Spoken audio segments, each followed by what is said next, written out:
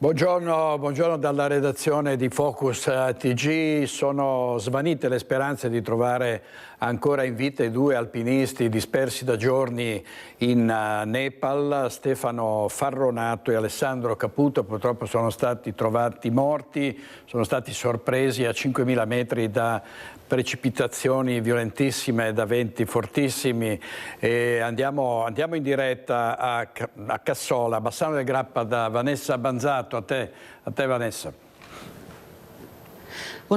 Buongiorno a te direttore e a tutte le persone che ci stanno seguendo. Sì, purtroppo è arrivata la notizia questa mattina dalla Farnesina, non c'è stato nulla da fare per il bassanese Stefano Farronato e il milanese Alessandro Caputo. Come dicevi tu, loro appunto sono stati rinvenuti morti, sono morti mentre stavano facendo questa spedizione sulla catena del Pambari Himal in Nepal, sono stati bloccati da questa terribile tormenta che non ha dato scampo a entrambi. Assieme a loro c'era anche un terzo escursionista, Walter Perlino, piemontese, che si è salvato soltanto perché aveva avuto dei problemi di salute, quindi era rimasto al campo base, mentre Stefano Farronato e Alessandro Caputo avevano cominciato la scalata oltre il campo 1 per cercare appunto di raggiungere il loro traguardo. 6.887 metri era il traguardo che dovevano raggiungere i tre. Con me una carissima amica di Stefano Farronato, Tania Bresolin, che ha consentito a lasciare un ricordo di questo grande innamorato della montagna e soprattutto della natura. Assolutamente. Stefano era un professionista, non lasciava nulla al caso, sia nel lavoro con i suoi alberi, con la sua natura, sia nelle sue spedizioni, quindi cura dei particolari, dei dettagli, perché l'attrazione era forte, ma sapeva che ogni esperienza era unica e particolare, quindi in questo modo la trattava.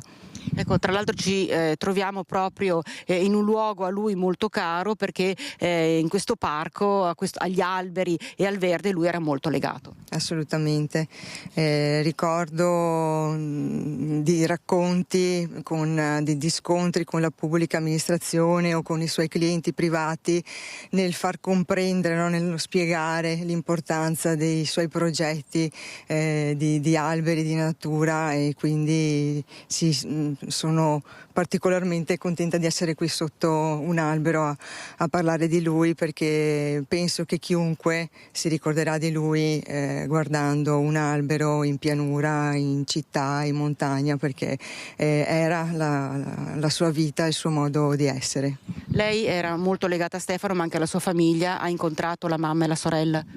Sì, sono molto scosse in questi giorni, quindi mi hanno anche chiesto, insomma, di portare questa testimonianza anche per loro conto. È un momento molto, molto delicato. Infatti ci hanno chiesto di non essere avvicinati, di non essere intervistati, perché non riescono al momento ad affrontare tutto il dolore che comporta la perdita di una persona così cara. Un'amicizia la vostra che durava da 30 anni. Sì, ci ha avvicinato la musica, concerti a cui abbiamo partecipato, concerti organizzati quando eravamo tanto giovani, e poi le vite si sono unite. Per me è veramente una persona molto, molto importante. Tra l'altro, ecco, chiederei alla regia, direttore, se si può mandare quella che è stata l'ultima intervista che ha rilasciato al microfono del collega Ferdinando Garavello proprio il giorno prima di partire per questa impresa himalayana. E allora chiedo alla regia se può mandare l'intervista. Avevo voglia di ritornare in quota, sono tanti anni che non salgo in quota, con due amici, uno di Torino e uno di Milano, abbiamo deciso di tentare questa montagna sconosciuta, appena scalata addirittura per la prima volta nel 2002, e per cui un'emozione verticale questa volta per completare un ciclo di 25 anni di attività. Abbiamo deciso di infilarci dentro in una valle sconosciuta, in una montagna sconosciuta, per assaporare quello che è veramente l'alpinismo himalayano. Quanto ci vorrà e come la farete? Allora starò via 30 giorni, dunque un tempo abbastanza lungo. Abbiamo bisogno di fare un trekking di acclimatamento, tant'è vero che faremo il periplo del Manaslu come acclimatamento e poi tenteremo in una decina di giorni questa montagna. La faremo in stile alpino, dunque senza portatori, e tenteremo poi la discesa con gli sci, dunque insomma abbiamo lanciato il sasso in alto. Dal Grappa al Nepal il passo è davvero così tanto lungo? No, in realtà la passione rimane anche se l'età avanza. Questa è la mia 18ª esperienza in giro per il mondo e arrivare in cima sarà, se riusciamo, un sogno importante. Sicuramente questa sarà una salita che dedicherò a mio padre.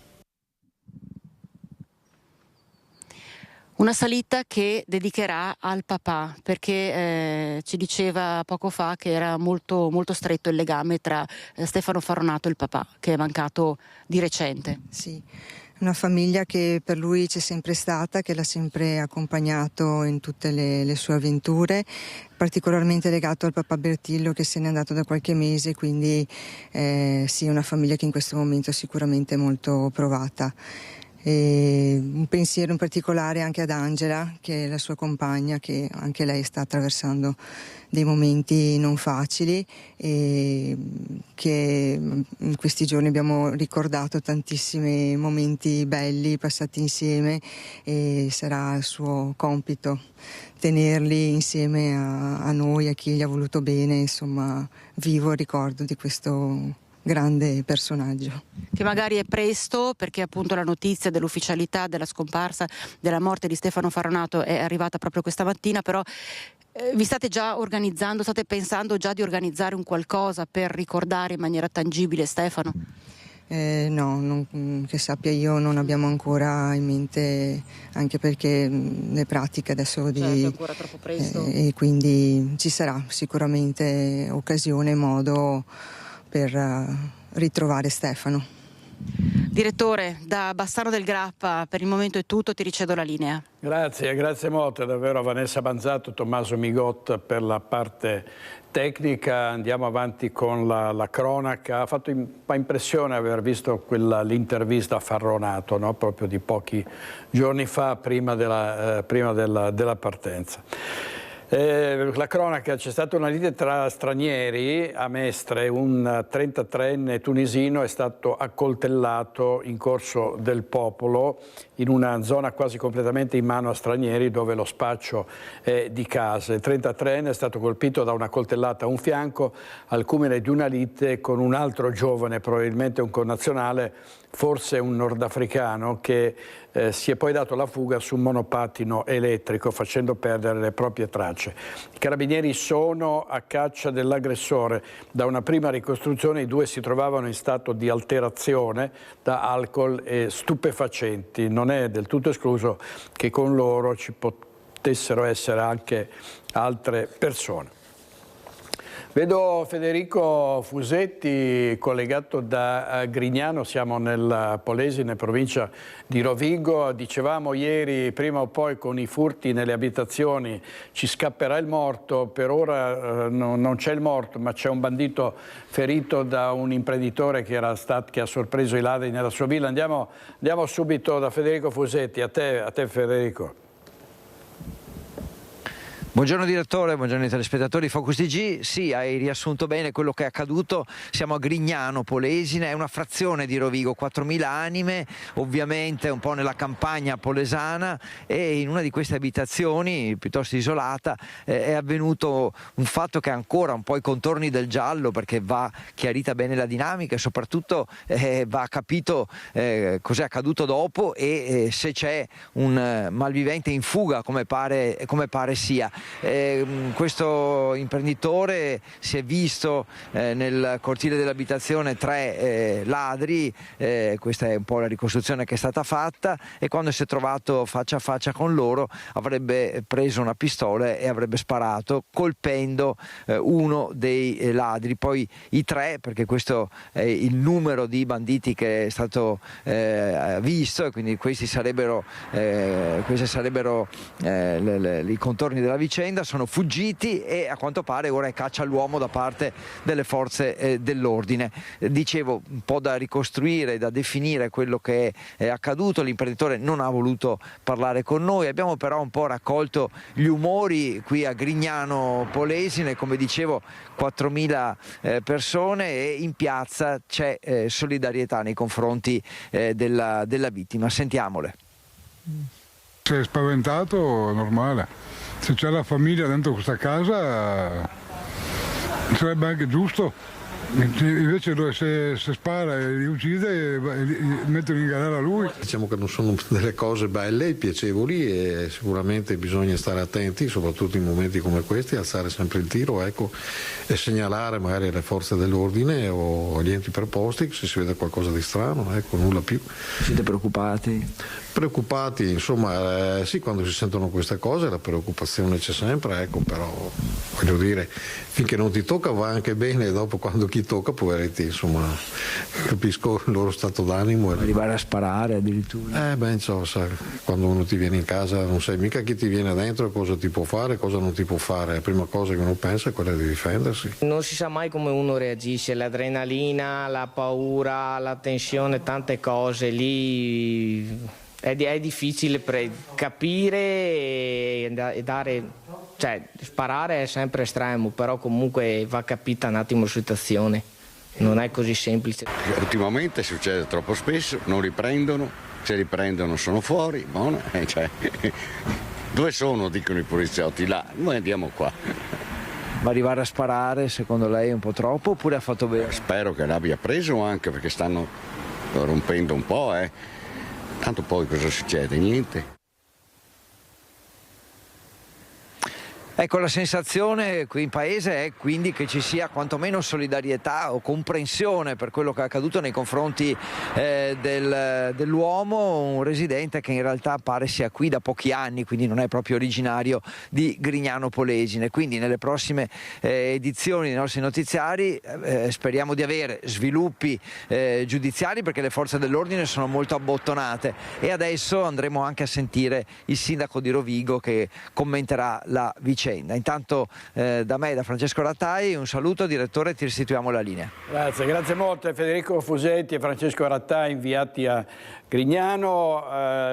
Adesso andiamo avanti con i furti, ci collegheremo con Marta Marangon da Brera di Piave, altra raffica di furti nelle abitazioni, così come è capitato a una signora di 77 anni che ha trovato la sua casa occupata e saccheggiata, addirittura i ladri hanno dormito nel suo letto. Hanno toccato tutto, ma tutto. Sai cosa vuol dire tutto? Non sono stati dei semplici ladri quelli entrati in azione in via Liguria a Conegliano, ma uomini che, approfittando dell'assenza della proprietaria di casa, hanno bivaccato forse per giorni, occupando abusivamente camere da letto, bagno, cucina. I segni della loro permanenza sono ancora visibili dentro e fuori l'abitazione, dove il blitz è scattato non appena i carabinieri sono stati allertati dal nipote della donna, entrato negli appartamenti per accendere il riscaldamento e consentire alla zia di rientrare a casa dopo un mese di assenza, dettata anche da motivi di salute. È proprio il nipote ad accorgersi che tante porte sono chiuse dall'interno. Mi telefona e dice: guarda, qua c'è un problema. Io ho detto: beh, a questo punto chiama i carabinieri, sicuramente c'è qualcuno, perché sennò la porta era aperta. E infatti i carabinieri sono venuti, hanno sfondato la porta interna. Nella casa di Concetta i carabinieri trovano così un 25enne senegalese senza fissa dimora nell'abitazione attigua, sempre di proprietà della donna, ma in attesa di demolizione. Ci sono altri 2 uomini, un 26enne del Gambia e un 36enne del Marocco, mentre questi ultimi 2 sono denunciati per invasione di edifici. Il primo viene arrestato anche per furto. Addosso gli viene trovato un orologio appartenente al nonno materno di Concetta. All'appello mancano però altri oggetti. Io so di una catenina che avevo di oro e di 2 anelli, che ancora quello di fidanzamento, poi le 2 fedi. Quindi anche la fede nuziale? Sì. Sono ricordi di una vita, penso faccia male questo. Sì. Purtroppo mi devo rassegnare, cosa devo fare? Ora per Concetta, 77 anni compiuti da pochi giorni, l'unico pensiero è quello di pulire casa da cima a fondo, anche i luoghi più intimi. Hanno preso persino le lenzuola, si sono preso le coperte, hanno dormito sul mio letto, ho trovato giubbotti, ho trovato scarpe, ho trovato di tutto di loro, perché sono dovuti scappare via, cioè li hanno presi e hanno lasciato là le loro cose. Resta lo shock per quella che è stata una vera e propria invasione. Il primo giorno che comincio a avere la forza di venire a vedere un po' cosa è successo, sono ancora stralunata, non so cosa dire, mi sento che non sono stata bene e trovare questa cosa, ci metterò del tempo per riprendermi, credo. E la Marca sotto assedio, e andiamo a Breda di Piave da Marta Marangon con Alberto Pivetta. A te Marta. Sì, direttore, buongiorno anche ai telespettatori che ci stanno seguendo da casa. Sì, davvero una Marca sotto assedio, quanto accaduto qui ieri sera ne è davvero la testimonianza, con delle scene da Far West, ci hanno raccontato i residenti nella frazione appunto di Pero, tra via Marche e via Vicinale Marche. Ieri sera sono state addirittura una quindicina le abitazioni prese di mira dai ladri, tra furti riusciti e tentati. Stiamo parlando di un orario serale, per modo di dire, perché hanno iniziato a colpire le prime abitazioni alle 18:30, non appena quindi era arrivata l'oscurità, con esperienze anche davvero in alcuni casi drammatiche, quanto accaduto in un'abitazione di via Marche, dove a trovarsi faccia a faccia con i malviventi è stata una ragazzina minorenne. Sentiamo il racconto di quanto accaduto nelle parole del papà. Siamo con Alessandro Negro, uno dei residenti in via Marche. Ieri sera qui è stato il disastro. Cosa le è successo? Sì, allora nello specifico io sono partito da casa meno 20 alle 7 per portare mio figlio alla consueta attività sportiva del lunedì. E quando sono uscito di casa ho visto una persona camminare qui sulla nostra stradina, cosa anche un po' inconsueta, insomma. E come sempre barrico casa prima di portare mio figlio o mia figlia alle attività sportive, perché ormai qui non si può più vivere, quando cala il sole, quando cambia l'orario, lo sappiamo tutti ormai, è una cosa abbastanza nota. E parto, noto questa figura, vedo la vicina di casa che rientra in quell'orario e mia figlia, ho un'altra figlia, non vuole mai seguirmi, insomma. Allora sto via 10 minuti, tempo di portarlo e rientrare, sono 8 chilometri e vabbè, solite raccomandazioni dal caso, parto, arrivo, oltrepasso Pero e ricevo una telefonata di mia figlia che urla disperata dicendomi ci sono i ladri in casa. E vabbè, lì faccio retromarcia alla velocità della luce, torno a casa e trovo mia figlia nella completa disperazione, insomma. Quindi sua figlia si è trovata faccia a faccia con i ladri? Stava cenando, sente dei rumori sul retro, dà per scontato che sia io che chiudo l'oscurante prima di partire. In realtà ero partito 30 secondi prima e quindi si dirige verso il bagno, trova l'oscurante aperto, la finestra chiusa e due ombre al di là della finestra che cercano di scassinare la finestra perché avevano già scassinato l'oscurante. E lei si è messa a battere contro il vetro per farli scappare. Per fortuna si è inventata la scusa, ha cominciato a urlare papà scendi perché ci sono i ladri, e loro si sono dileguati, hanno saltato la rete, poi hanno attraversato un'altra abitazione e sono andati a fare immediatamente dopo qualche minuto altre 2 spaccate, quindi in tutto hanno fatto queste 2 case, hanno visitato le 2 case dei miei vicini, hanno cercato di visitare questa e poi sono andati a visitare altre, insomma. Scene da Far West, sinceramente qualcosa bisogna fare perché così non si può vivere, soprattutto a meno 20 alle 7 della sera, quindi quando la famiglia si riunisce, quando l'emozione è ancora tanta, insomma.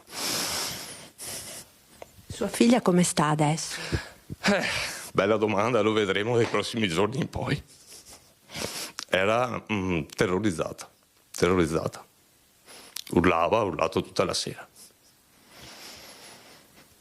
No, non è accettabile, non è più accettabile una situazione del genere. Da 5 anni che questa via è presa di mira dal giorno successivo al cambio dell'ora. Poi ci sono altri eventi al di fuori di questo periodo, ma dal cambio dell'ora fino a metà dicembre siamo sotto assedio. Questa è la realtà.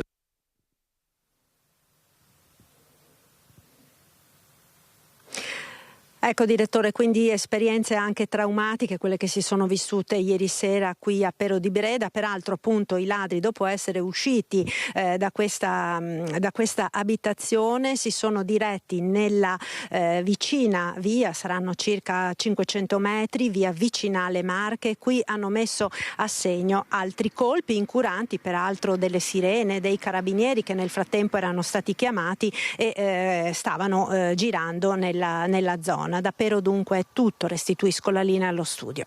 Grazie molte a Marta Marangoni, Alberto Pivetta. Come diceva questo signore, non si può andare avanti così. Ci aspetteremmo da parte di tutti i candidati alle regionali interventi proprio decisi su questo fronte, quello dell'assalto dei ladri alle abitazioni. Noi ne registriamo almeno 10 al giorno. Ci sono anche i dati ufficiali, quelli denunciati, poi ci sono quelli non denunciati. Data di furti anche nel Vicentino, e su questo insistiamo perché speriamo che chi di dovere poi possa capire a quale livello di emergenza siamo e che cosa si debba fare. È stata colpita Montegalda, di cui è sindaco Andrea Nardin, un residente che è stato derubato più volte, ha attaccato, ha appeso un avviso rivolto ai ladri. Vediamo. Allerta furti nei comuni della Riviera Berica, nel mirino dei ladri, in particolare Montegalda in questi giorni, ad essere colpito il centro e la frazione di Colzè. Sulla casa nell'altra via erano in 4 mascherati con il cappuccio e però non sono riconoscibili. E la settimana scorsa sono venuti nell'ex scuola di Colzè, lì dove il condominio, l'appartamento sotto. A raccontarci quanto accade qui un residente esasperato che nel giro di un mese è stato colpito 3 volte dai ladri. Per convincere i malviventi a desistere, ha affisso una serie di cartelli su porte e finestre. Ha rimesso il cartello? Sì, abbiamo rimesso il cartello perché per la seconda o terza volta adesso, perché abbiamo 2 o 3 denunce. Questa è la scassatura della porta. Sono entrati, però non c'è più niente. Non trovano più niente perché la casa è disabitata e non trovano più niente. Questa casa mia qua di proprietà del mio fratello, di genitori che sono mancati, sono già venuti 3 volte. Ci siamo decisi l'ultima volta a mettere il biglietto con scritto oro e soldi non ci sono più perché ci hanno portato via. Quello che c'era ci hanno portato via. C'era poco o niente, ma hanno preso così. La finiscono di rompere i vetri, scassare le porte perché tanto non c'è più niente. Il cartello a sto punto è anche una presa in giro, diciamo, perché dicono non ci crediamo. Quindi per la terza volta che entrano non ci crediamo a questo che ha scritto. Ecco perché il signor Lorenzo si rivolge direttamente ai ladri per convincerli. Tu che sei venuto in questa casa mia, ti faccio vedere che non c'è niente da rubare, però sei venuto lo stesso. Quindi sei venuto per niente, hai rotto quel poco che c'era da rompere, le porte d'entrata che adesso dobbiamo riparare.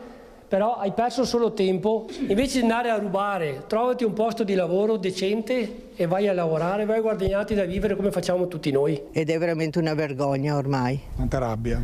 Rabbia tantissima, ma veramente tanta. I residenti, per difendersi, hanno costituito una chat di quartiere per le segnalazioni, in collegamento costante con il comune e il sindaco.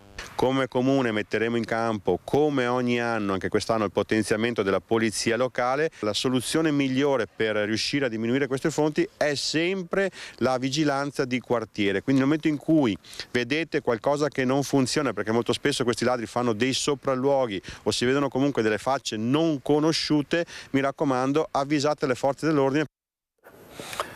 Oggi in regia Francesco Ceron e Andrea Basso e andiamo a Bassano del Grappa, dove un uomo è stato aggredito e rapinato nella notte. Aggredito Colpito alle spalle con un colpo alla testa mentre sta rincasando, caduto a terra, è restato senza sensi per 2 ore, per poi accorgersi di essere stato derubato del bancomat, smartphone e altri effetti personali. Violenta rapina in piena notte a Bassano, su cui stanno indagando gli agenti del commissariato di polizia di via Pecori Giraldi, avvertiti dalla madre del giovane rapinato. La vittima, portata al San Bassiano per le cure, una volta ripresasi non ricordava nulla di quanto successo. È stata la madre del rapinato che ha riscontrato che erano stati effettuati pagamenti con il bancomat del figlio in alcuni bar del centro. Gli agenti hanno contattato i gestori dei locali dove era stata utilizzata la carta e, visionando le immagini di videosorveglianza, hanno riconosciuto un 38enne cittadino marocchino irregolare nel nostro paese senza fissa dimora, precedentemente controllato sotto vari alias. Lo stesso con una sfilza di precedenti di polizia, in particolare per reati contro il patrimonio, contro la persona, uso e spaccio di droga, è stato rintracciato in un ricovero occasionale di Bassano del Grappa. Per lui sono scattate le denunce per ricettazione e indebito utilizzo di strumenti di pagamento. Al momento non sono stati raccolti elementi al fine di identificarlo come autore della rapina. Le indagini continuano e il questore sta valutando l'applicazione di adeguate misure di prevenzione a carico del soggetto.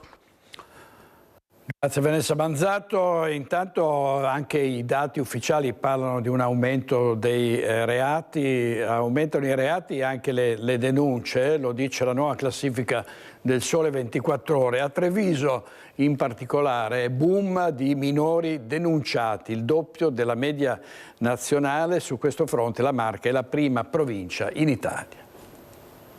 È una cosa sempre più grave anche il fatto che questi ragazzini che spesso prendono gli autobus sono anche armati di armi bianche. Ci preoccupa non poco. Sempre più giovani, sempre più armati. È questa una delle istantanee scattate sui mezzi pubblici della Marca nel giorno in cui il Sole 24 Ore certifica il paradosso trevigiano, una provincia che resta tutto sommato isola felice, 101esimo posto su 106 in Italia per numero di reati, ma prima per incidenza di minori denunciati. Proprio così, il quotidiano degli industriali, elaborando i dati del Viminale, evidenzia come nel 2024 su 9.120 persone denunciate o arrestate, il 9,5% sia minorenne, di fatto il doppio della media nazionale che è al 5. In termini assoluti 869 soggetti, insomma tanti troppi baby bulli e maranze in giro, come quelli che nei giorni scorsi sulla linea tra Castelfranco e Riesepio X hanno rapinato uno studente universitario rubandogli pure le scarpe. Questi ragazzi, soprattutto di seconda generazione, chiamiamoli così, che hanno questa voglia di avere qualcosa di marca, qualcosa di valore, e quindi cercano di fare questi piccoli furtarelli. Un'emergenza da affrontare con gli strumenti a disposizione. Uno di certo, spiegano dalla Questura, è legato al decreto Caivano.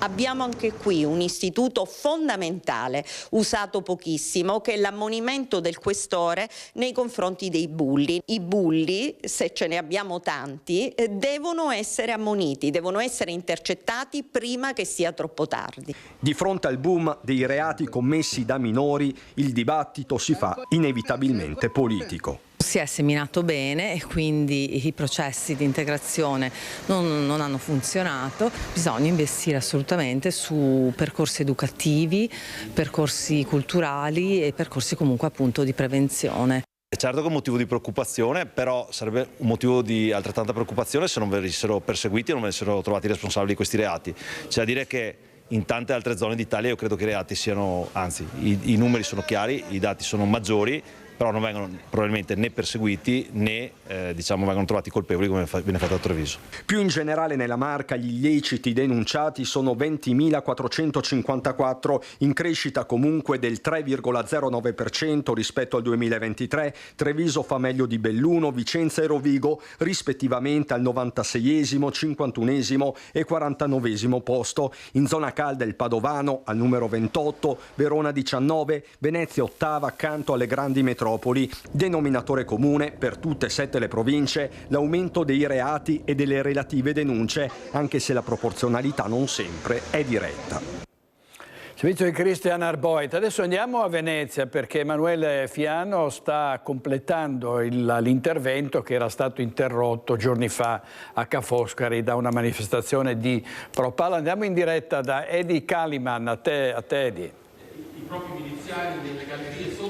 Direttore, buongiorno a te, ai telespettatori. Parliamo a bassa voce perché, come puoi vedere dalle immagini di Sandro Ponchio, la conferenza e il dibattito è ancora in corso qui in Aula Baratto, nella sede centrale dell'Università Ca' Foscari, per cui oggi si era riprogrammata sostanzialmente la conferenza per cui Emanuele Fiano, ex parlamentare democratico e presidente di Sinistra per Israele, aveva parlato già una settimana fa, il 27 ottobre, per cui era stato interrotto con l'irruzione nell'aula dove si stava svolgendo proprio questo dibattito con gli studenti dell'Associazione Futura che hanno promosso questo incontro, Due popoli, due stati per la pace, e gli studenti Propal avevano appunto interrotto l'intervento dell'onorevole, e da lì è nata questa iniziativa di ritornare oggi a continuare e ricominciare da dove si era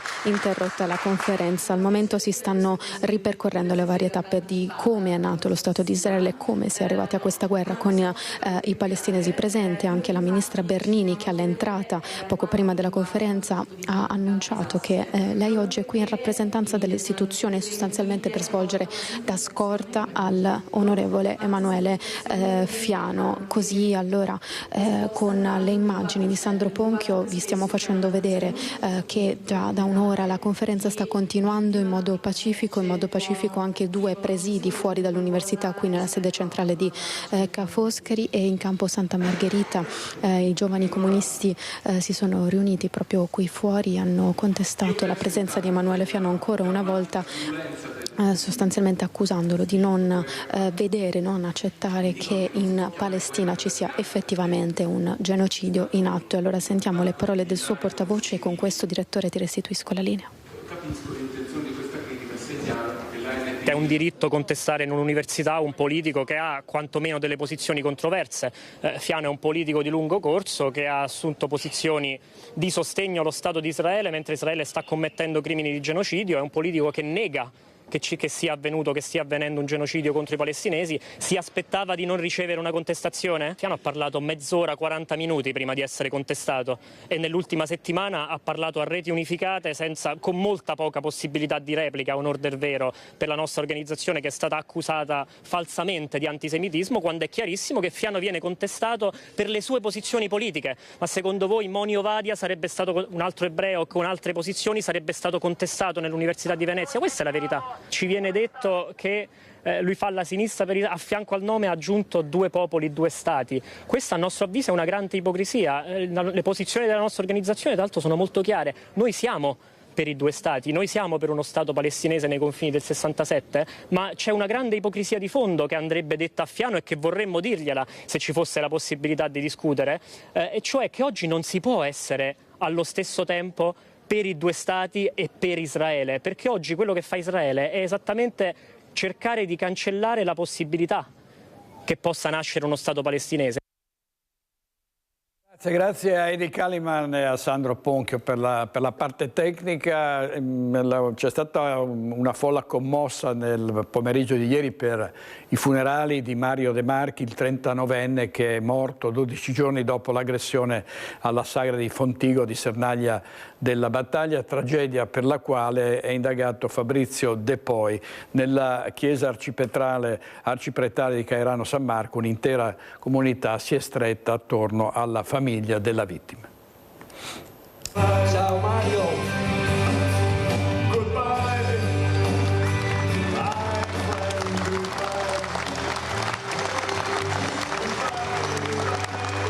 Una folla in lacrime e la musica dei Nomadi, quel Goodbye My Friend, per dare un ultimo saluto a Mario De Marchi. Il suo viso sorridente spento dalla violenza nella tragedia alla sagra di Fontigo. A Cairano di San Marco ci sono tutti per ricordare il 39enne e le sue passioni. La maglia del Benetton sull'epigrafe, tributo alla sua grande passione per la palla ovale, e poi gli alpini, l'altro grande amore di Mario, assieme agli amici della Proloco che frequentava senza mai mancare alle iniziative della sua comunità. comunità, come a quelle dell'Avis. Eri un ragazzo semplice, sempre pronto a donare un sorriso, sempre generoso e sempre disponibile ad aiutare chiunque avessi bisogno. Lo hai dimostrato fino alla fine, con il tuo ultimo gesto d'amore, donando la vita agli altri. L'emozione e un'atmosfera di silenzioso cordoglio ha avvolto la chiesa, mentre il padre Claudio e la sorella Tania, visibilmente distrutti dal dolore, erano circondati dall'affetto dei familiari e dei presenti, accanto a loro i nipoti Aida e Fausto. Una famiglia già colpita anche dalla recente morte della madre Silvana. Non sarà facile abituarsi alla tua assenza, ma chi ha avuto la fortuna di incrociare il tuo cammino porterà con sé il tuo ricordo, il tuo modo di essere, quella luce tranquilla che solo tu sapevi trasmettere. Dopo la funzione religiosa, la salma di Mario è uscita con le note della preghiera dell'Alpino.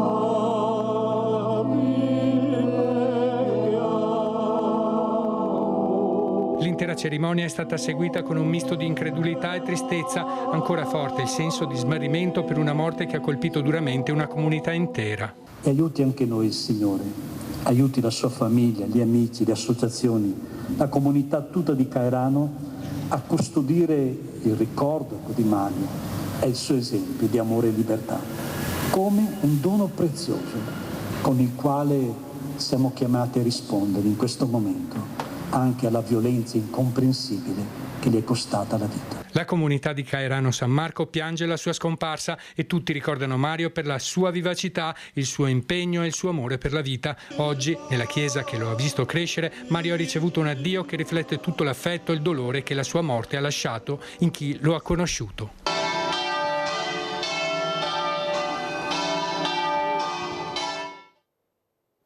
Servizio di Nicola Marcato. Adesso andiamo a Schio perché è il giorno dell'Unità Nazionale delle Forze Armate, il 4 novembre. Le celebrazioni ufficiali per la provincia di Vicenza si svolgono proprio a Schio, prima tappa del percorso ideale che si snoda attraverso i sacrari del Vicentino. Per noi ci sono Daniele Garbin e Simone Squarcina in diretta. A te Daniele. Sì, buongiorno direttore, buongiorno ai telespettatori, conferma proprio alle nostre spalle, siamo a Schio al Sacrario Santissima Trinità, come il sindaco Cristina Marigo, buongiorno. Buongiorno a lei. Ecco, si sono appena concluse le celebrazioni, queste celebrazioni importanti, con questa novità che ha accennato il direttore, che da quest'anno il prefetto ha deciso di fare una tappa itinerante. La prima proprio si svolge in questo Sacrario, ricordiamo sono sepolti 5.000 caduti della Prima Guerra Mondiale, oggi si ricorda la firma appunto avvenuta a Villa Giusti a Padova di questo importante trattato con le ricadute sul territorio. Oggi in tanti erano presenti qui, era anche eccezionale questa cerimonia, giovani e ragazzi e soprattutto le bandiere ufficiali del capoluogo Vicenza. Sì, è stato importante, è stato molto bello, noi siamo onorati della presenza ovviamente di Sua Eccellenza il Prefetto, del Sindaco di Vicenza, del Presidente della Provincia e di tanti sindaci. È una cerimonia sempre da noi molto sentita, però avere qui ospiti ovviamente la provincia, la città di Vicenza, il Prefetto è stato tutto un altro valore. È un momento importante ed ho apprezzato molto la scelta del Prefetto perché effettivamente in questo modo riesce a essere sul territorio presente. La sua idea era quella di seguire comunque il filo rosso dei sacrari che sono nello stemma della provincia di Vicenza, ma il nostro sacrario qua a Schio, quello di Santissima Trinità, è un sacrario che proprio oggi fa i suoi 100 anni dall'inaugurazione. Senta, è una commemorazione, ricorda eventi tragici, la guerra che sono lontani di 100 anni, ma insomma possono sembrare anche vicini. Oggi è stata l'occasione anche per parlare di pace, vero? Sì, è stata l'occasione di parlare di pace e soprattutto dell'impegno che ognuno deve mettersi nell'ottica di lavorare insieme proprio per costruirla la pace, soprattutto con un sentimento di patriottismo, di vicinanza, di unità nazionale. La logica deve essere proprio questo, lavorare insieme sentendo forte questo senso di appartenenza. Allora intanto grazie, poi seguiremo ovviamente l'iter e lo svolgersi delle manifestazioni. Grazie. Grazie mille a voi, grazie mille. Da Schio al momento è tutto, restituisco la linea allo studio. Grazie. Abbiamo visto intanto qualche immagine della festa dell'Unità Nazionale delle Forze Armate a Roma con il Presidente della Repubblica davanti al Campidoglio. Torniamo alla cronaca, torniamo al Veneto. Venerdì prossimo, 7 novembre, La scuola e il comune di Lusiana Conco ricorderanno Stefano Angonese, il bambino che era stato investito e ucciso da un automobilista, con una cerimonia assieme a tutti i suoi amici. Sono trascorsi quasi 2 mesi dalla scomparsa di Stefano Angonese, il 13enne di Lusiana Conco, travolto e ucciso da un'auto guidata da un 23enne di Cartigliano a poche centinaia di metri dalla sua casa.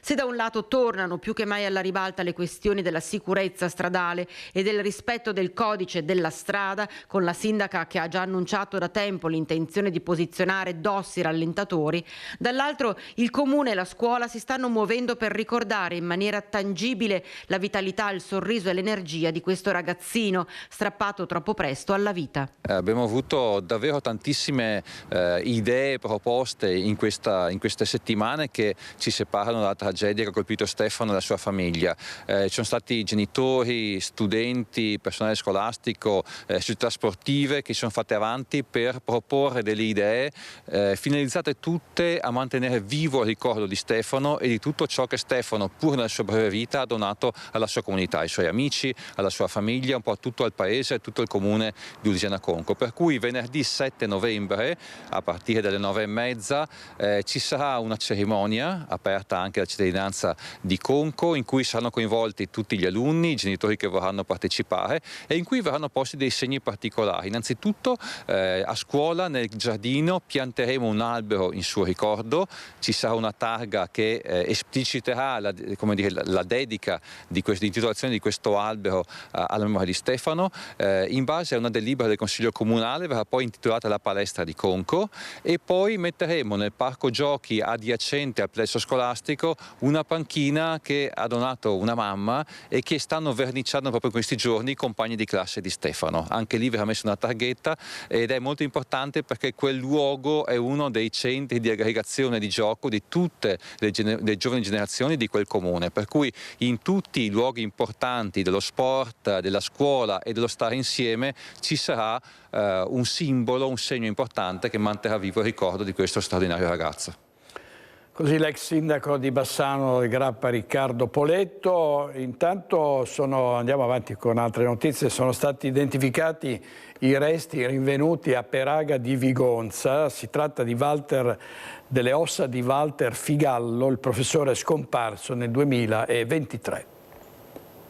Dopo 2 anni e mezzo di ricerche si è chiuso il mistero sulla scomparsa di Walter Figallo, il professore di Cadoneghe di cui si erano perse le tracce nel marzo del 2023.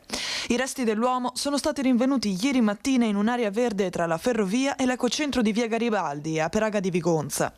A fare la scoperta alcuni operatori di Ferrovie dello Stato impegnati nella polizia dell'area. Tra la vegetazione hanno notato uno scheletro umano e hanno subito avvisato le forze dell'ordine.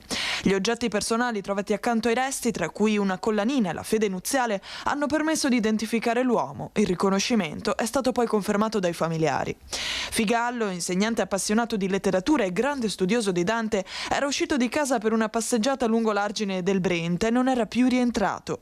Dopo il pensionamento soffriva di una forma di demenza che ne aveva compromesso la lucidità. Le cause della morte restano da accertare. Il pubblico ministero ha disposto l'autopsia che sarà eseguita all'Istituto di Medicina Legale di Padova nei prossimi giorni. Gli investigatori non escludono alcune ipotesi, ma la pista più probabile è quella dell'incidente. Servizio di Marta Zatta e all'Odissea, mercoledì sera la proiezione del docufilm Un altro domani, che racconta la violenza di genere e invita a rompere il silenzio. Sentiamo la nostra redazione di Treviso. All'età di 5 anni ho assistito alla morte di mia madre per mano di mio padre. Laura non ha avuto via di scampo. Aprendo gli occhi Marica si trova tutta insanguinata e vede papà accavacciato sulla sorellina che continua a colpirla. Donne che hanno conosciuto la violenza, uomini che l'hanno perpetrata. Un altro domani si intitola il docufilm di Silvio Soldini e Cristiana Mainardi, in prima visione a Treviso all'Odissea Fan City il 5 novembre.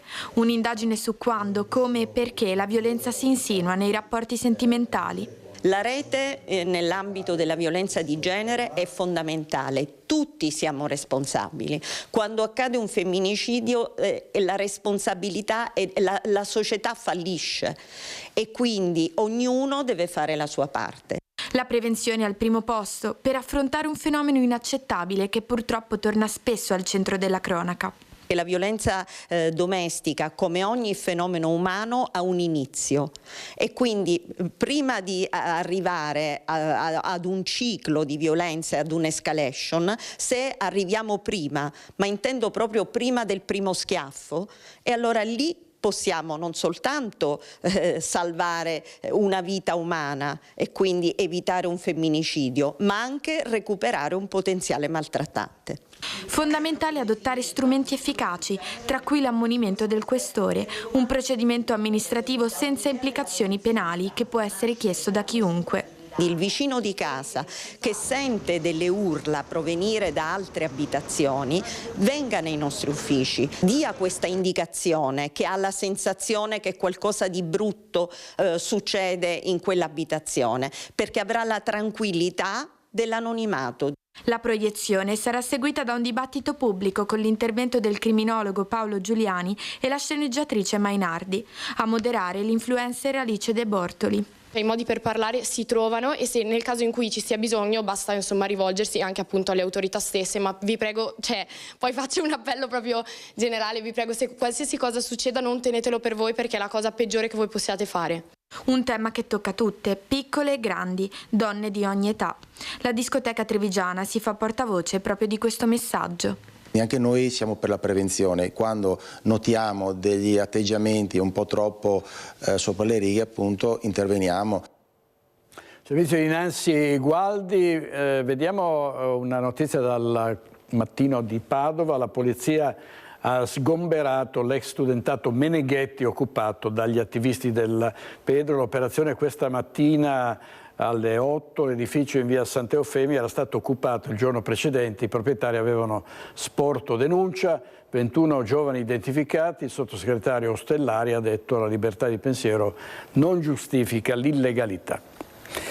Auto a fuoco è una tragedia sfiorata ieri sera a Fontane di Villorba, dove ad essere divorata dalle fiamme, probabilmente per un cortocircuito, è stata una Peugeot 207 guidata da una ragazza 22enne di Treviso. Panico tra i residenti per le fiamme alte e gli scoppi provocati dal rogo. Inizialmente si temeva che ci fosse ancora qualcuno nell'auto, ma fortunatamente la ragazza che era al volante è riuscita ad uscire dalla macchina miracolosamente illesa e ad allontanarsi in tempo. Sul posto pattuglia dei carabinieri e i vigili del fuoco che hanno prontamente spento l'incendio. La strada è rimasta interdetta al traffico per diverse ore per permettere le operazioni di spegnimento e di sistemazione del suolo. Le piogge di ieri hanno fatto scattare di nuovo il semaforo rosso in corrispondenza della frana a Dogana Vecchia di San Vito di Cadore. Stiamo parlando della Alemagna, la statale 51. Stamattina incontro in prefettura fra tutti gli enti coinvolti per capire se è possibile rivedere i parametri dei pluviometri. La frana di Croda Marcora a San Vito di Cadore resta complessa e delicata. Nelle scorse ore nuovi movimenti di materiale hanno fatto scattare il semaforo rosso e la statale 51 di Alemagna è rimasta interdetta al traffico fra le 22 e le 23. Ma così, pur se l'inverno è alle porte, non si può andare avanti. La soluzione ottimale sarebbe un viadotto, ma i tempi, inutile dirlo, si prospettano lunghissimi. E allora si fa come si può in attesa della nomina del commissario straordinario che potrebbe garantire uno snellimento delle procedure burocratiche.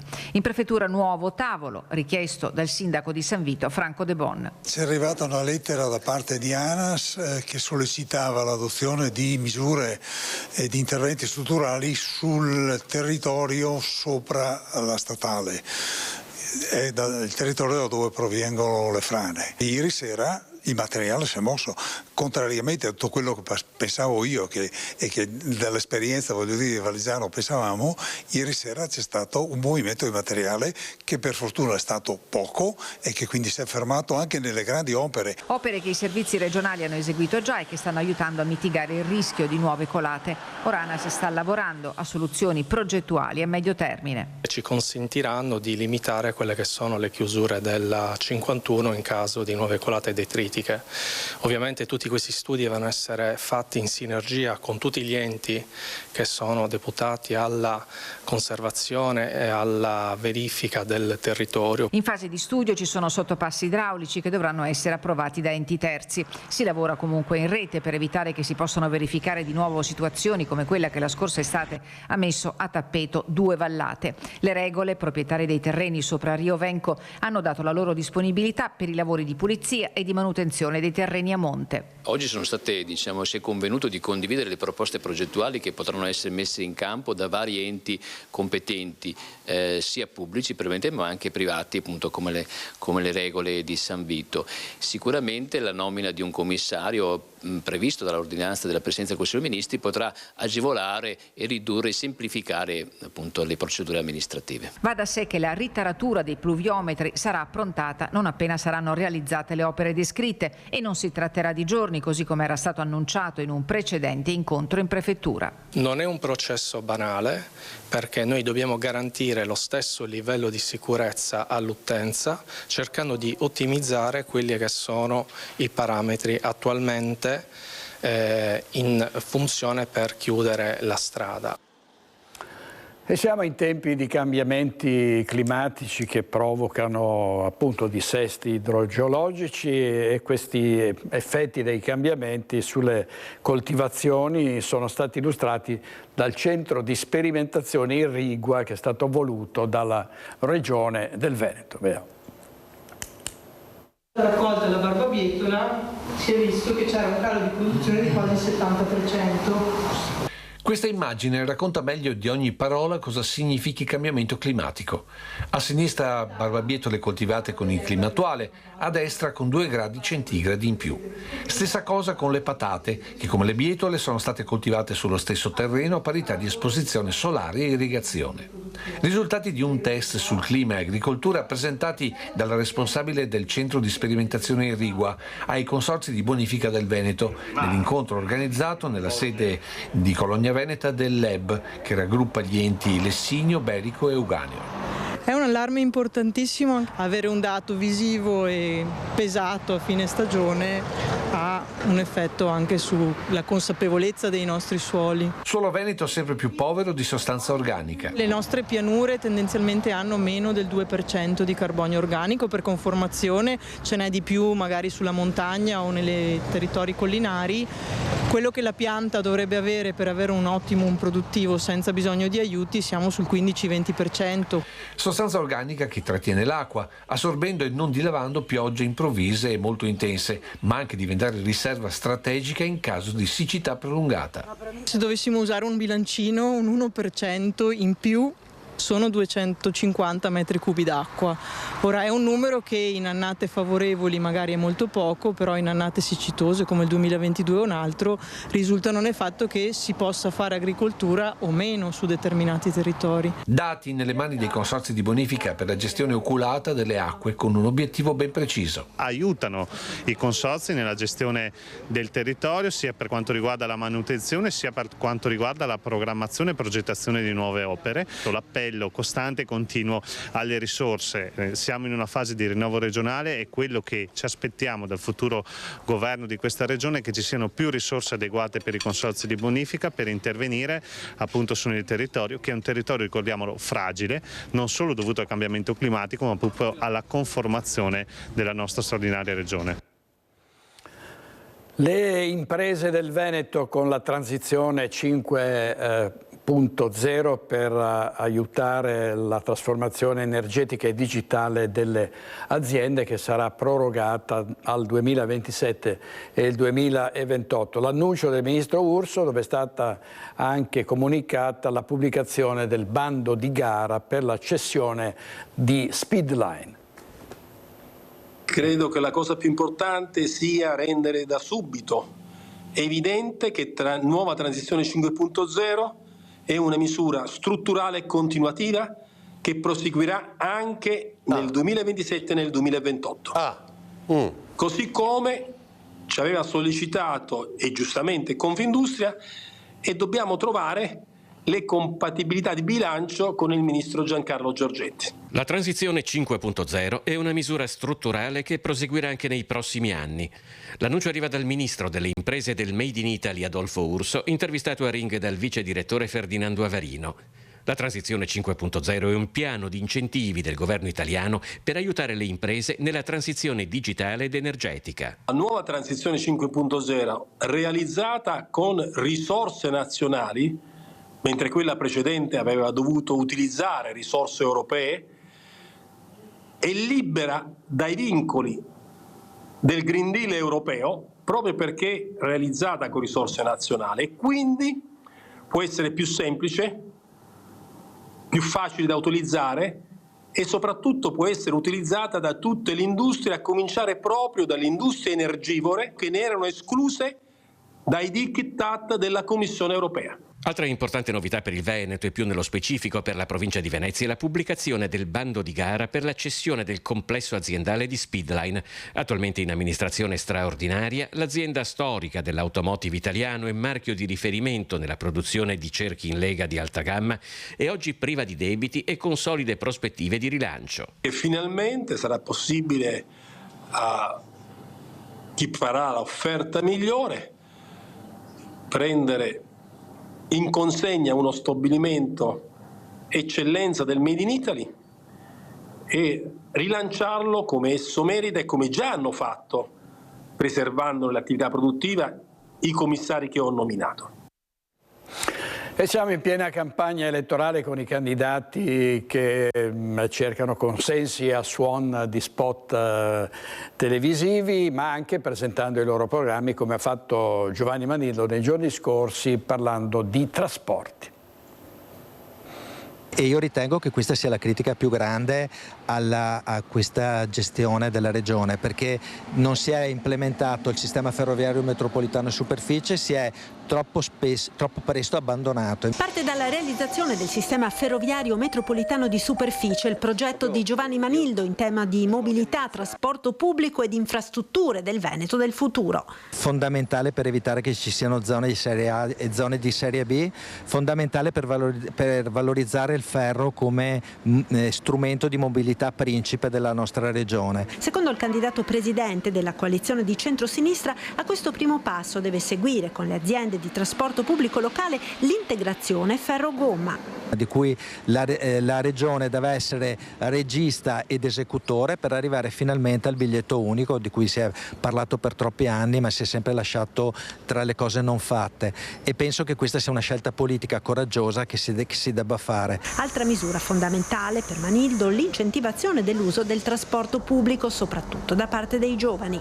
Quindi la gratuità fino a 26 anni come è in altre regioni, ma soprattutto sulla falsariga della Spagna dei modelli che vanno a incentivare il trasporto pubblico locale con la sottoscrizione di abbonamenti con cauzione in Spagna sono fino ai 20 euro che vengono detratti nel caso di grande frequente utilizzo dei trasporti pubblici da parte delle persone. Sulle infrastrutture fatte e da fare, per Manildo opera inutile la via del mare, opera utile ma gestita male la pedemontana. Nell'ultimo anno ha generato un debito di 50 milioni di euro che è stato pagato con l'addizionale IRAP, non è un modo giusto e corretto di gestire quest'opera che, ripeto, dal punto di vista della funzione è importante. Quindi una delle prime cose che faremo è quello di rivedere il contratto con il concessionario privato. Quanto riguarda invece la via del mare, ritengo che sia un'opera non utile, non è utile sostituire una strada a circolazione libera con un pedaggio, perché non risolve il problema del Cavallino, non risolve il problema della viabilità. Ritengo che invece sia più importante investire sul potenziamento di via Roma per rendere più fruibile la possibilità di raggiungere il Cavallino. E di questo e altro si è parlato ieri sera a Focus. Sentiamo cosa ha detto tra gli altri ospiti Fabiano Barbisano. Facciamo sì che il nostro giardino sia diviso da una siepe, da una rete. Basta, ci si vede, si va d'accordo, ma rimane una divisione diciamo del nostro orticello, no? Ma se noi siamo obbligati a tagliare via, a tirar via tutto e fare una comune del nostro orticello, ritengo che possa essere, passato un certo periodo di tempo, una lite su chi taglia l'erba, su chi abbevera, su chi mette a posto le piante. E questo è quello che sta succedendo in Europa, a mio avviso. Quindi bisogna ritornare un momentino a ricostruire qual è un'Europa vera. Noi non possiamo, io ci vado, ci sono andato, ci vado, chiudere gli occhi a quello che avviene in Slovenia o in Ungheria, dove non c'è il disastro che c'è da noi.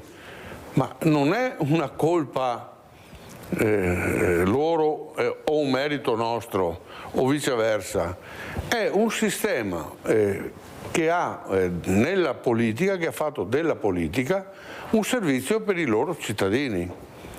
Non hanno i problemi di manodopera, hanno in qualche modo recuperato la loro gente, spendono i loro soldi in maniera oculata per il sociale, questi stati, e sembra siano nemici.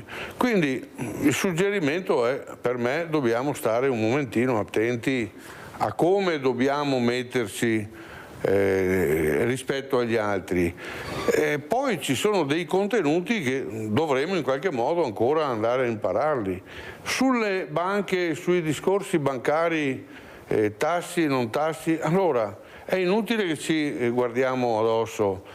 Noi non siamo in grado, ma come Europa, non siamo in grado di portare avanti un conflitto con la Russia. Io l'ho sempre pensato, l'ho sempre detto, me lo ripeto. Le cose andavano chiuse subito. Non è possibile. Allora, l'Europa chi ha mandato a trattare? Erdogan della Turchia, il primo. Non fa parte dell'Europa. Boris Johnson. Chi è andato a trattare? L'Inghilterra. Non fa parte più dell'Europa per scelta. Allora cosa ne parliamo di queste cose?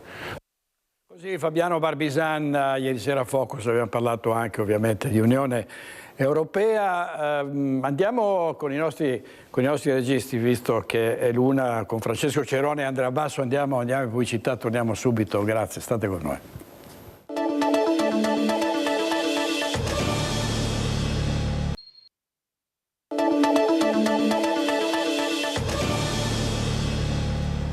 A proposito di politica, oggi viene eletto il sindaco di New York. Tra i favoriti c'è Zoran Mamdani, che è sarebbe il primo sindaco musulmano della Grande Mela. Donald Trump ha detto meglio un pessimo democratico come Cuomo, che si è candidato e si oppone a Mamdani, che un comunista al quale io toglierò tutti i fondi. Quindi Donald Trump non vuole un sindaco musulmano nella sua città, ed è stata una campagna elettorale, però dicono i giornali, veramente travolgente, perché è riuscito a far parlare di sé, a coagulare attorno a sé tutte le minoranze della città. Vediamo invece la campagna elettorale in Veneto sembra meno frizzante, però intanto vengono presentati i candidati al prossimo Consiglio regionale. Vediamo i candidati di Forza Italia in provincia di Vicenza. La carica di Forza Italia alle elezioni regionali del Veneto, un partito liberale in crescita di consensi nell'alleanza di centrodestra a sostegno di Alberto Stefani come presidente. È un messaggio di Forza Italia, perché 3,5% nel 2020, 6,7% nel 22, 8,7% nel 24, vuol dire che Forza Italia è il partito che cresce e supererà ampiamente la doppia cifra, con liste competitive.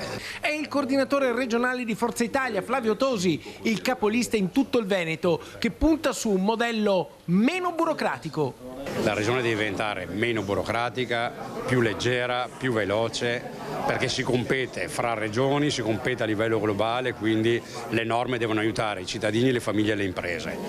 E dopo l'attenzione alla sanità e al sociale, sulle quali Forza Italia ha sempre puntato, e sono i cavalli di battaglia sui quali punteremo anche per questa elezione, ma non strumentalmente, perché siamo capaci di affrontarli. Flavio Tosi e il coordinatore provinciale vicentino di Forza Italia, il senatore Pierantonio Zanettin, lanciano i candidati alle elezioni regionali, una lista con amministratori di esperienza come il sindaco di Asiago, Roberto Rigoni Stern, la consigliera comunale di Bassano, Chiara Tessarollo, e il sindaco di San Pietro Mussolino, Gabriele Tasso. La nostra è una lista fatta di sindaci, amministratori, di persone conosciute che hanno un grande consenso e che possono dare molto al loro territorio, sulla loro esperienza, sulla loro competenza e sulla loro voglia di fare. Io in questi anni ho lavorato molto per il mio territorio e credo che le conoscenze, l'esperienza e quello che è stato fatto sia particolarmente utile per una regione Veneto che cambia. Quindi il mio è mettermi a disposizione per poter rilanciare la regione Veneto. Per Bassano uno dei temi importanti per noi sarà l'infrastruttura nord-sud. Abbiamo una bella pedemontana, adesso è il momento di implementare il nord-sud, perché per le imprese del nostro territorio è molto importante. I cittadini veneti, vicentini, soprattutto la povera gente, ha bisogno di risposte rapide. Gli ospedali vanno seguiti, l'ospedale di Montecchio è già la terza inaugurazione, è il momento di dare una scossa e di dare risposte soprattutto alla povera gente. E intanto Fratelli d'Italia ha presentato i suoi 5 candidati bellunesi al Consiglio regionale. Sentiamo Tiziana Bolognani. Si chiude un'epoca molto importante per il Veneto, oggi si riparte per fare possibilmente di più, per cercare di dare risposte migliori ai territori.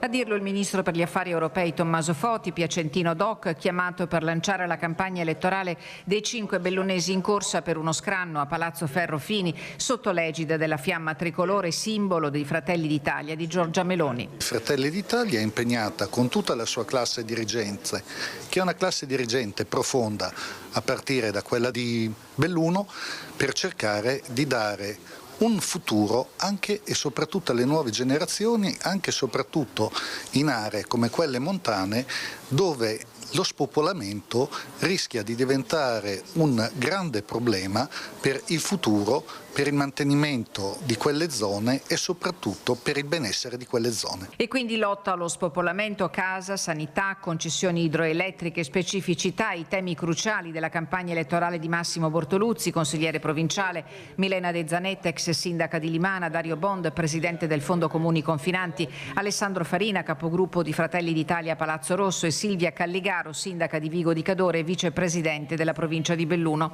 Una squadra forte e rappresentativa dei territori, l'ha definita il senatore Luca De Carlo, coordinatore regionale di Fratelli d'Italia. E auspichiamo di mettere a disposizione la grande esperienza dei 5 candidati, perché noi abbiamo scelto candidati che avessero già lavorato pragmaticamente e che fossero pronti ad affrontare una sfida, quella del dopo Zaia, che vedrà tutti i partiti, ma soprattutto tutti i consiglieri molto più protagonisti, sia in giunta, per quelli che avranno modo di andare in giunta. Io mi auguro che ci sia un assessore di Fratelli d'Italia, per questo lavorerò, di Belluno, ma sia in consiglio, perché il ruolo della politica, quella con la P maiuscola, cambierà molto, non sarà più un uomo solo al comando. Il consenso come punto di partenza, quelle che il ministro Foti definisce le Olimpiadi della politica, attese per il 23 e 24 novembre e che sono viste come vero banco di prova anche per l'autonomia che Belluno rivendica sin dall'esito del referendum del 2017, tenuto in concomitanza con la consultazione consultiva regionale. Sicuramente occorre dare a questa provincia, che è stretta tra 2 regioni a statuto speciale,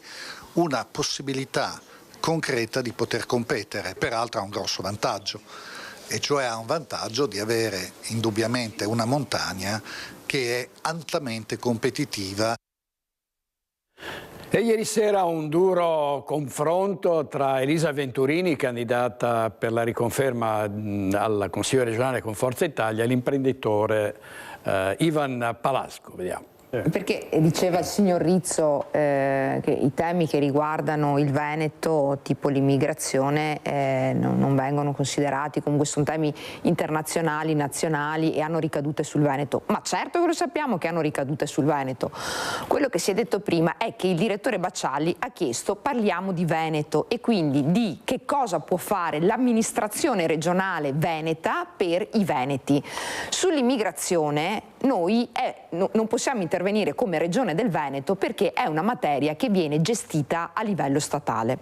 Poi il fatto che venga tutto paragonato alle stazioni, cioè il Veneto sia una grande stazione dove ci sia una situazione di degrado, allora sicuramente sulle stazioni si può intervenire e dirò di più, gli interventi che sono stati fatti, tipo le zone rosse, anche su Padova, che sono state contestati in maniera pesante da una parte della sinistra, estrema sinistra, come delle misure che vanno a ghettizzare, che danno un'immagine negativa, in realtà si è trattato semplicemente di cercare di rafforzare i controlli in aree dove ci possono essere delle situazioni di maggiore promiscuità in termini anche di realizzazione di fatti di delinquenza e si cerca di intervenire con un maggiore controllo, evitando la presenza di soggetti che magari possono avere anche dei precedenti.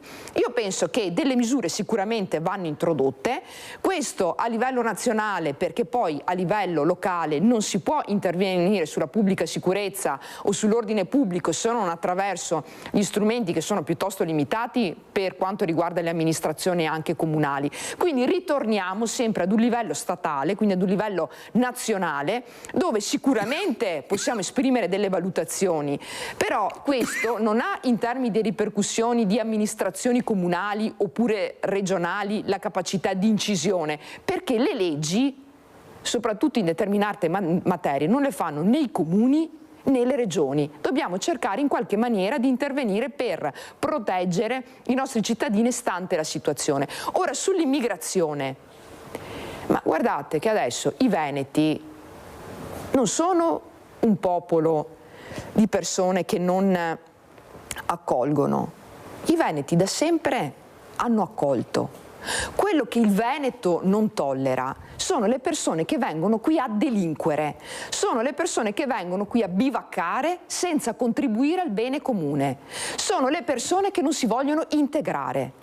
Perché quando noi vediamo determinati lavori, voi guardate per le strade chi va ad asfaltare, chi fa i lavori stradali, chi va alle 5 di mattina a raccogliere la spazzatura, guardate chi sono, guardate le persone che fanno questi lavori.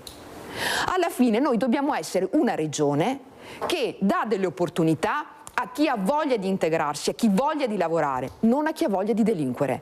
Quindi i veneti non sono un popolo di persone che hanno un atteggiamento razzista. I veneti sono delle persone semplicemente che vogliono il rispetto delle regole, che vogliono l'integrazione, che vogliono che le persone lavorino. Perché se voi parlate con i nostri imprenditori, vi diranno che c'è un estremo bisogno di personale nelle aziende. Perché la grande difficoltà è oggi avere dei giovani e delle persone che vogliano lavorare nelle aziende, soprattutto nei lavori manuali. Allora su questo va fatta una seria riflessione, non parlare per slogan, perché altrimenti sì, diciamo delle cose sulle quali magari possiamo essere tutti d'accordo, poi a livello pratico però bisogna realizzarle, stante le regole che ci sono in Italia e stante anche la magistratura. Grazie Venturini. Presidente Pelasgo.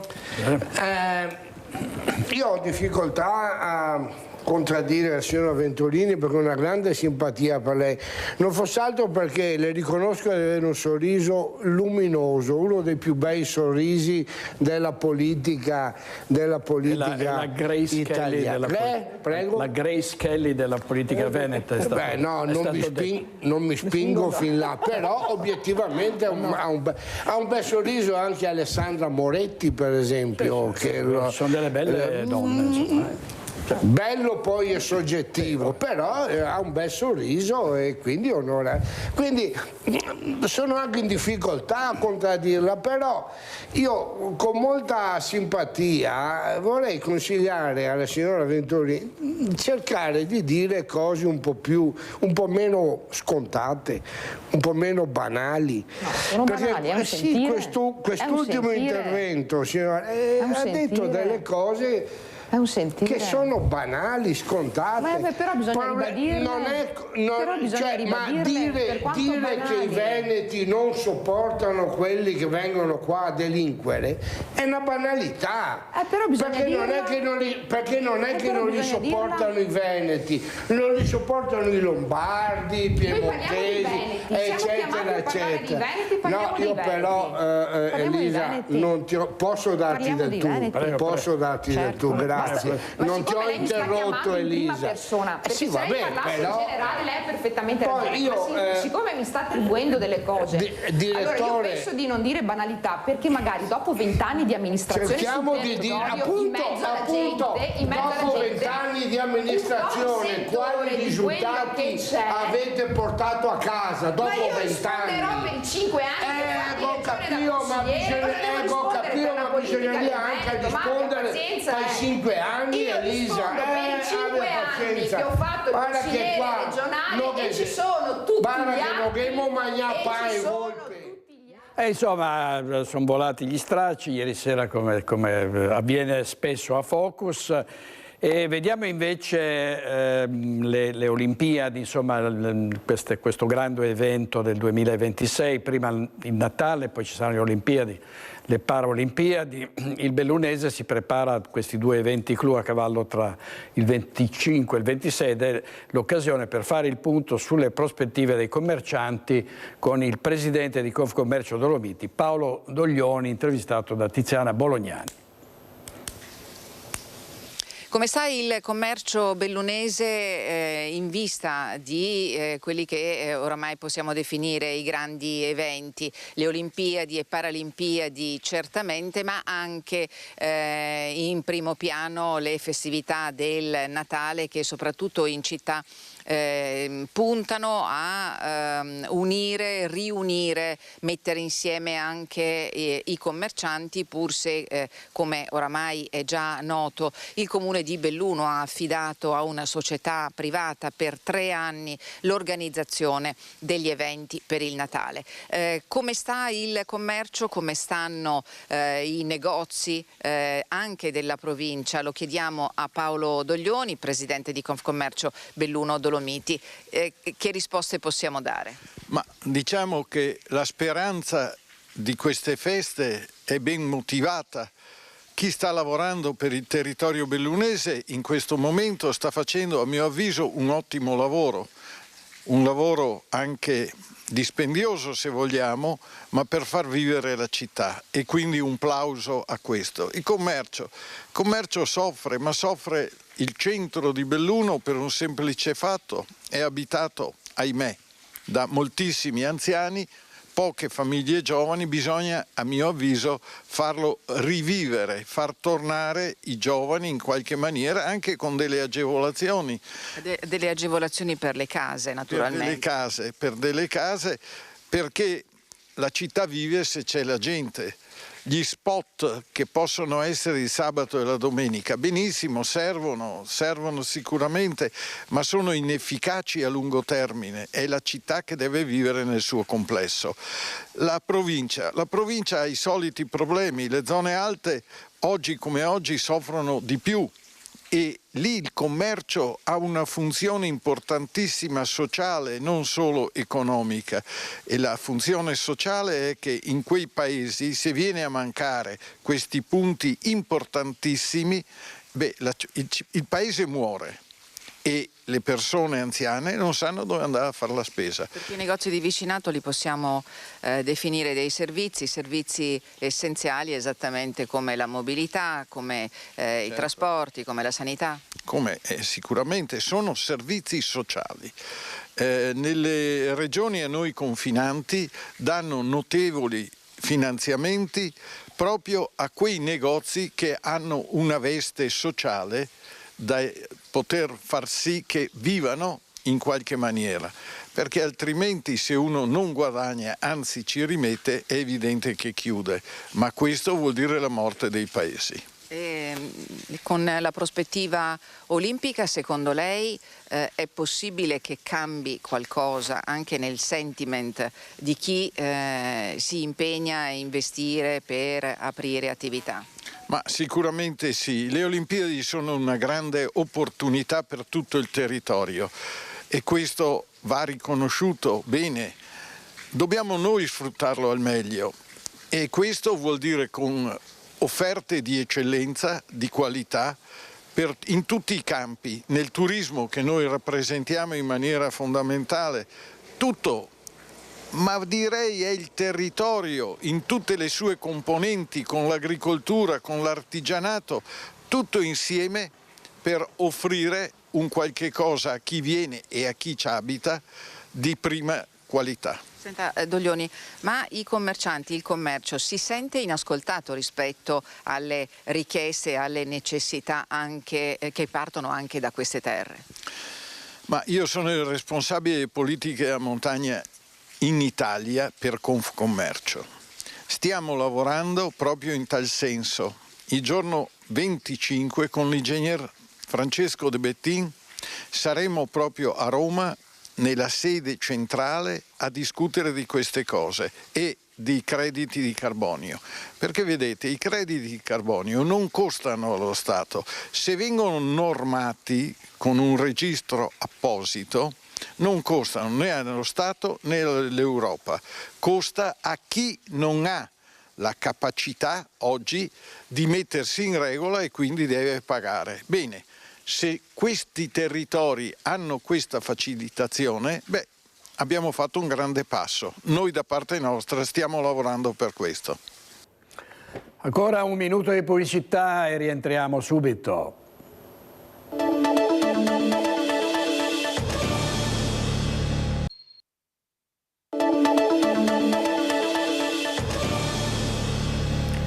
Una storia di educazione, di vero spirito sportivo, quella che arriva dall'Unione Sportiva Arcella di Padova, Francesco Rattai.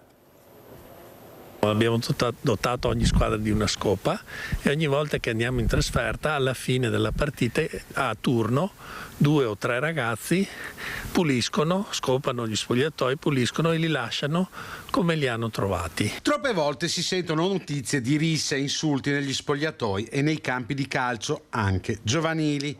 L'Unione Sportiva Arcella, una società sportiva padovana che accoglie 230 calciatori dai bimbi di 5 anni alla prima squadra che gioca in eccellenza, ha deciso che a turno, quando si gioca in trasferta, bisogna pulire lo spogliatoio e lasciarlo come lo si è trovato. Un atto concreto per insegnare a questi ragazzi quelli che sono i valori dello sport e della vita, e uno dei più importanti è proprio il rispetto, quindi rispettare le cose altrui che ci vengono messe a disposizione e quindi lasciare il luogo, lo spogliatoio alla fine della partita come l'abbiamo trovato. Eccoli i giovani calciatori con la scopa in mano, non solo calcio per la società sportiva padovana ma anche educazione e rispetto. Sia i nostri allenatori che i dirigenti alla fine devono essere anche degli educatori, perché a questi ragazzi non solo insegniamo come si calcia un pallone o come si colpisce di testa, ma soprattutto dobbiamo insegnare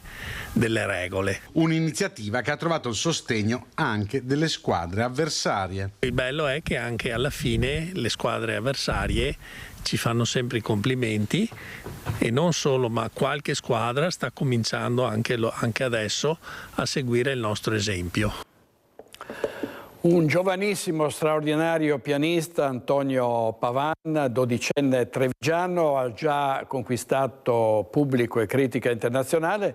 Domenica è tornato a suonare nella sua città natale, all'auditorium del Museo di Santa Caterina, dove c'erano 600 persone. Vediamo.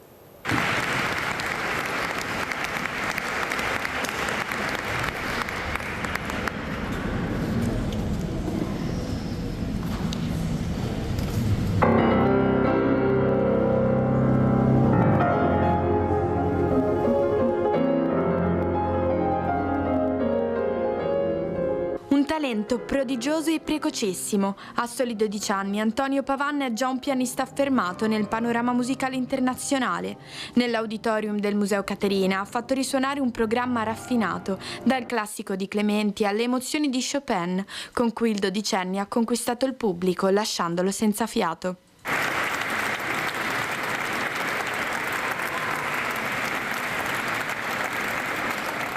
Pavan prosegue gli studi pianistici, ma nel frattempo si dedica anche alla composizione.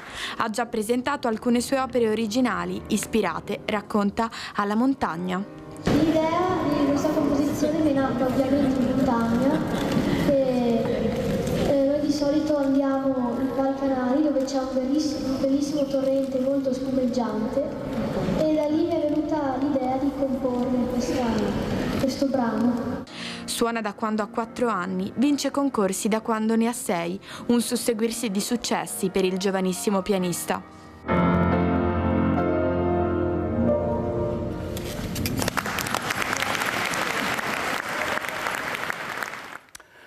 Allora stasera gli ospiti a Focus, Sonia Brescacin, Maurizio Conte, Marco Della Pietra, Lorenzo Fabian, Alessio Morosin, Francesco Rucco, Luciano Sandonà, Ivano Tolettini e Alberto Villanova. Saranno, come sapete, in parte collegati, in parte qui in studio. Grazie ai nostri registi Francesco Cerone e Andrea Basso. Ci vediamo stasera alle 21:15. Buona giornata.